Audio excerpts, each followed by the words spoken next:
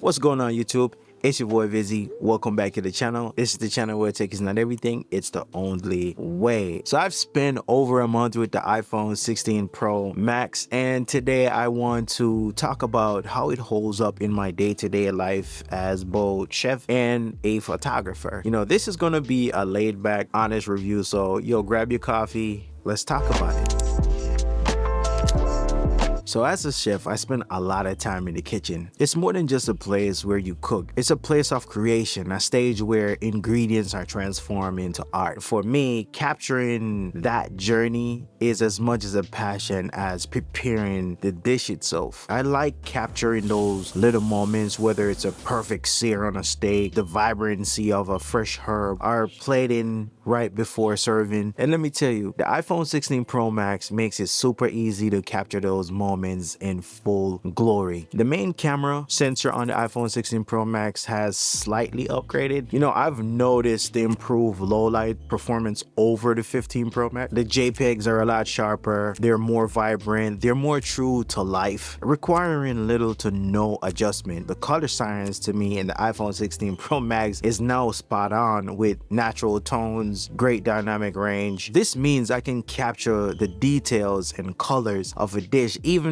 in dim lighting without introducing too much noise. This allows me to zoom in on the fine details of food, down to that crackle of the caramelized sugar, tiniest bubble in that sauce reduction. It's all there. Cooking is all about timing, and the same goes for capturing those perfect shots. With the new camera control button, I have instant access to all my camera settings. Whether I'm adjusting focus or changing exposure, I want to capture that steam raising off that simmering pot, or I can do it all one-handed without breaking the flow of my recording. But it's not perfect. Because of the button placement, my index finger does not sit naturally on that button, so I find myself stretching across the screen, and what this does, it cuts off a lot of my screen real estate. Also, it makes it feel a little bit awkward. I just use it to launch the camera app because it's a lot quicker than even tapping the screen, and I use it to adjust tones and just basic stuff I really use it for. So I've been experimenting with the 4K 120 frames per second feature to capture more slow motion when it comes to the food. For me, it adds that extra cinematic touch without needing to pull out a separate device. Usually I have my Sony a7S III with me. Every chef knows that cooking is not just about that result, it's also about the process. Watching that droplet of sauce as it splashes onto the plate, or sprinkling that herb mid-ear as it bounces off your elbow. These are moments that elevate the experience beyond just taste and literally bring it to visual. The iPhone 16 Pro Max delivers some serious power for video creators.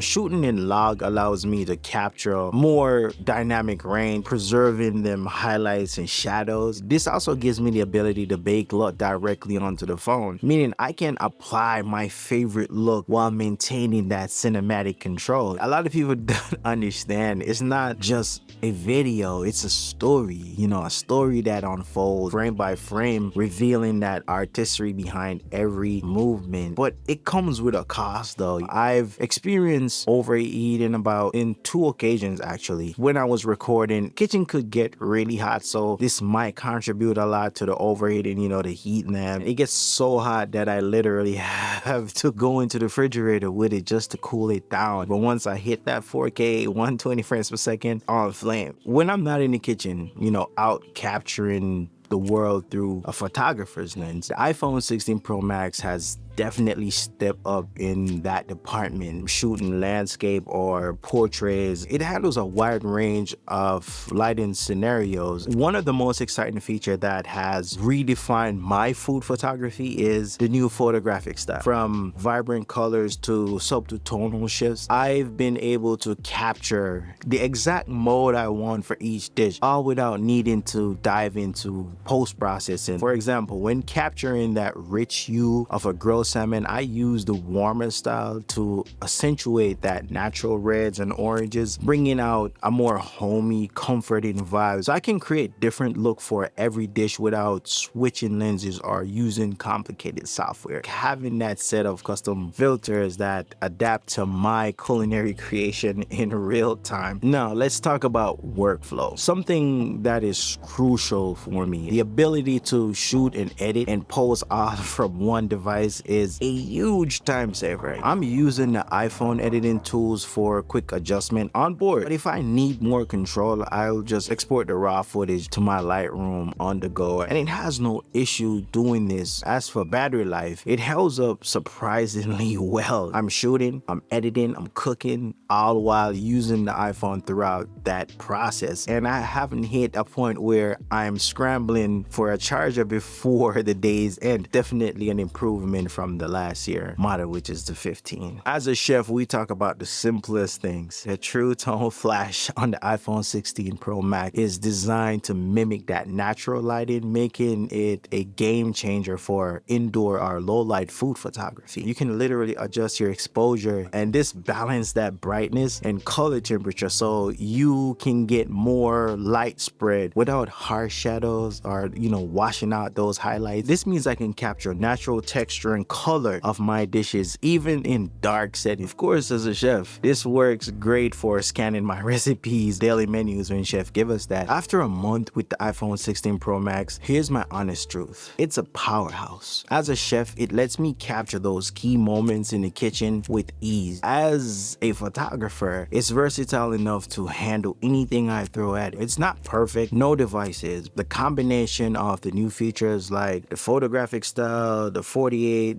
megapixel ultra wide camera, and the seamless video option makes it a strong contender for anyone who's serious about food content creation. This is no excuse for Apple's incremental upgrades. I'm coming from the 15 Pro Max, and if I was not making content, I would not have upgraded to this device because I think the 15 is a great device. You have to remember, most importantly, it's a mobile device that is a tool that you can pair with your imagination. You can use this to tell your story. It doesn't have to be perfect, but use it the best way that you can. So yeah, I will be keeping this in my everyday carry for a while. Apple has to come with that heat with the 17 Pro because I'm keeping this, probably skipping next one. If you've been using the iPhone 16 Pro Max, drop your thoughts down in the comment below. If you're thinking about picking up one, hopefully this helps you to get a more clearer idea of what to expect. Until next time, people, happy shooting and eat fresh.